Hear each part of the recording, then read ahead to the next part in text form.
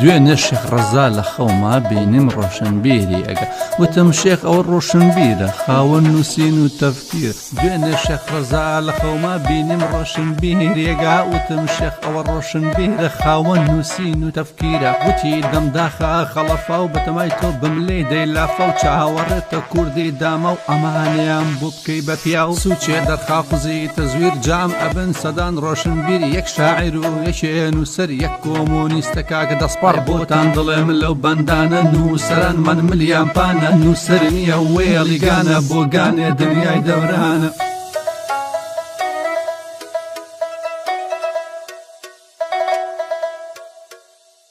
وتی ئەم ڕۆشنبیرە کێر سەغیرە و کەبیرە درۆی قەڵامی کتیرە لە ئاسخوزێ ڕێک هەویرە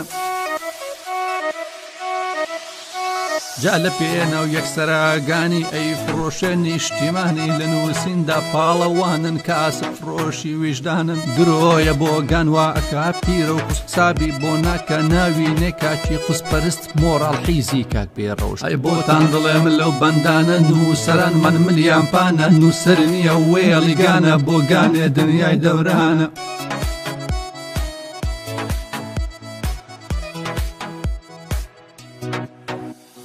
وتی لەوێنیم تۆ بیجێ نووسەر بەس بە هونەر بجێ ئەبێ زۆر بیجێ بپڕووکێ نوکی قەڵامی بتروکێ جا بۆتان باسکەم بەوردی بەناو نووسەرانی کوردی شەعن و ملیتان بۆ ئەشکێنم لە ناو شەرمایی گەوزیە جا درۆ ئەکات چاوبرسیە لە ئاستمەی عاسمانی نییە گەواوە مۆراڵی نییە لەگەڵ بانخواست فەرقی نییە مەلایە لە بەرجێ قەڵەمدا ڕەزا بەمایە ڕێک ئەیگا تۆ کۆمۆنیستنی دەست پەرچیت بێقوزیت تەنها یەک ڕاوچی بۆتان دڵێم لەو بەندانە نووسەران من ملیان پانە نووسەر نییە وێڵیگانە بۆ گانێ دنیای دەورانە مەلایە لە بەرجی قەڵەمدا ڕەزا بمایە ڕێک ئەیگا تۆ کۆمۆنیستنی دەستپەرچیت بێقوزیت تەنها یەک ڕاوچیت